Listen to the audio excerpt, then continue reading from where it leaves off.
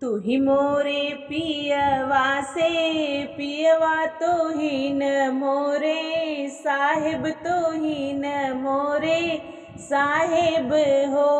पिया खिड़की न बगिया लगावो बउर हम देखब बउर हम देखब हो। पिया खिड़की न बगिया लगावो बउर हम देखब बउर हम देखब हो। तू ही मोरी रनिया से रनिया तो ही न ठकू राइन तो ही न ठकू राइन हो। रनिया तो ही जन्माई तू हो रिलवा सोहर हम सुनबई सोहर हम सुनबई हो।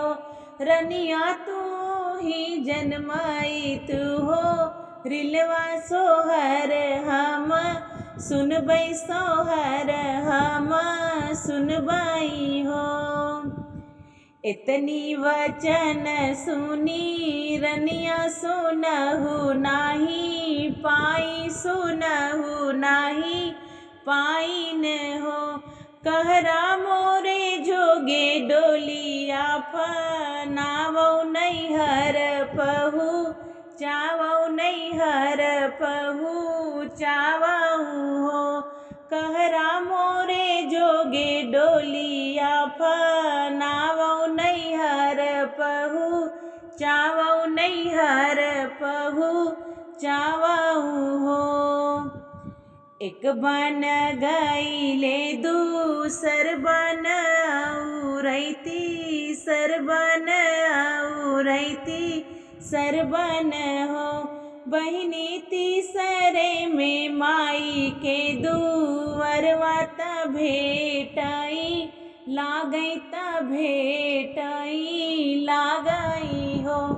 बहिनी तीसरे में माई के दुवरवा त भेटई लागई त भेटई लागई हो। रोई रोई मैया के भेटई त बचन सुनावई त बचन सुनावई हो। मैया काहे के दिहलु जनमवा त पियवा ताना मारई त पियवा ताना मारई हो। मैया काहे के दिहलु जनमवा त पियवा ताना मारई त पियवा ताना मारई हो। हथवा में लईके तिल चाउर और बेल पाती और बेल पातीनी हो। बेटी हो तभियान नहायु सूरज पैया लाग्यू सूरज पैया लागियू हो। बेटी होत सबेर वैना हायु सूरज पैया लाग्यू ललन तोहरे होई है होरिल तोहरे होई हई हो। एक मास बीतै दूसर मास औरैती सर मास औरौती सर मास हो। बहिनी बीततई नौआ महिनवा ललन घर जन्मे ललन घर जन्मेले हो। बहिनी बीततई नौआ महिनवा ललन घर जन्मे ललन घर जन्मेले हो। तो ही मोरे देवरु से देवरु तू ही न मोरे लक्ष्मण तू ही न मोरे लक्ष्मण हो। देवरु आपन भैया खिड़की बोलावो सोहर कितना सुनी है सोहर कितना सुनी हई हो।